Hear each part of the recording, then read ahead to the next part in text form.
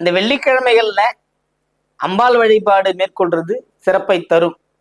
சந்திரனின் பயணம் சுவாதியிலிருந்து விசாகத்துக்கு வருகிறது. அப்ப காலையில என்ன செய்யலாம் அப்படின்னா, வெள்ளிக்கிழமையில சுவாதி நட்சத்திரம் வர அன்னைக்கு லட்சுமி நரசிம்மர் வழிபாடு செய்வது சிறப்பு.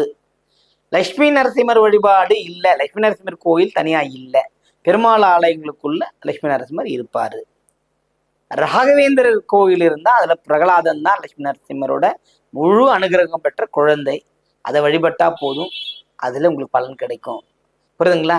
ஒரு நெய் தீபம் ஏற்றி வருவது வாழ்க்கையில் எண்ணற்ற கடன்களை தீர்த்து வைக்கக்கூடிய அமைப்பு யாரிடம் இருக்குது? லட்சுமி நரசிம்மர். அந்த நரசிம்மருக்கு இன்னொரு தன்மை உண்டு. மற்ற தெய்வம்லாம் லேட்டா வரும், அந்த தெய்வம் கூப்பிட்ட ஒண்ணு வரும். புரியுதுங்களா? எப்படி பிரகலாதன்ட்ட நீ உங்க கடவுள் எங்க இருக்காருன்னு கேட்டா, தூணிலும் இருப்பான் துரும்பிலும் இருப்பான்னு சொல்லிட்டாரு.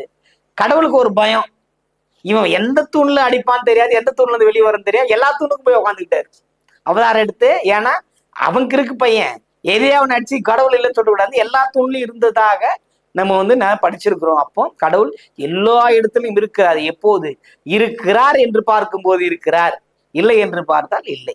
அவ்வளவுதான். புரியுதுங்களா? அதனாலதான் நம்ம அடிக்கடி சொல்றது, அத்வைதம் துவைதம் பேசாதே. உன் கண்ணுக்கு, உன்னுடைய புறக்கண்ணுக்கு என்ன தெரிகிறதோ அதையே முழுமையாக நம்பு. நம்பு, கேள், பெரு. அவ்வளவுதான்.